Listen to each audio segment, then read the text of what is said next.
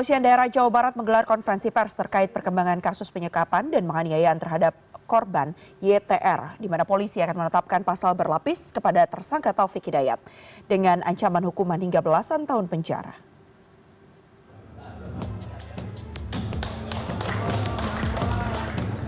Jumat siang, Kepolisian Daerah Jawa Barat menggelar konferensi pers terkait perkembangan kasus penyekapan dan penganiayaan oleh tersangka Taufik Hidayat terhadap korban YTR.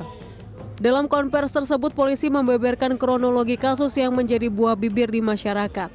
Kapolda Jawa Barat Irjen Pol Rudi Setiawan mengatakan awal mula kasus penyekapan dan penganiayaan terjadi sejak awal 2024. Diketahui tersangka menjalankan aksinya sambil terus-menerus berpindah kosan hingga tertangkap pada Selasa 23 Juni.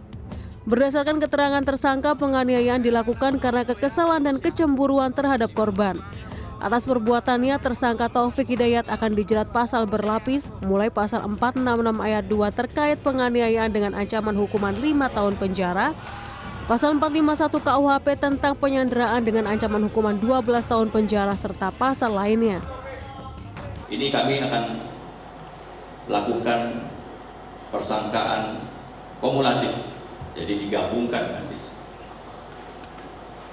Yang ketiga, pasal 446 ayat 2, perampasan kemerdekaan, ini ancamannya 9 tahun.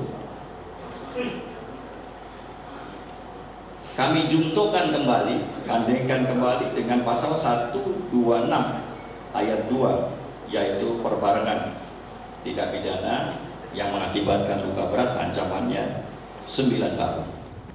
Kasus yang menimpa korban ini menjadi atensi Kementerian Pemberdayaan Perempuan dan Perlindungan Anak.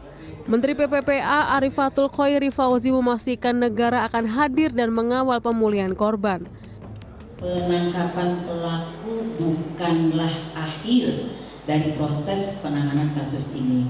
Fokus utama kami saat ini adalah memastikan korban memperoleh perlindungan, layanan kesehatan, pemulihan psikologis, pendampingan sosial, serta pendampingan hukum secara menyeluruh dan berkelanjutan.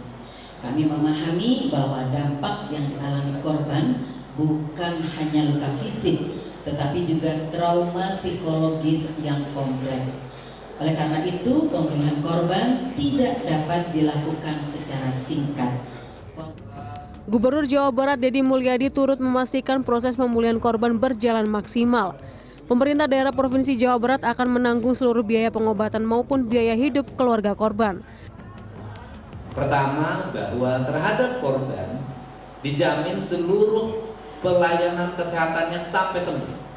Berdasarkan catatan keuangan yang saya miliki hari ini, maka dibutuhkan dalam 2 minggu ini sebesar 1 miliar rupiah. Dan kami menyiapkannya. Tidak usah lagi cari donasi ke sana kemari. Tetapi yang berdonasi dipersilakan untuk membantu kehidupan keluarganya dan masa depan korban.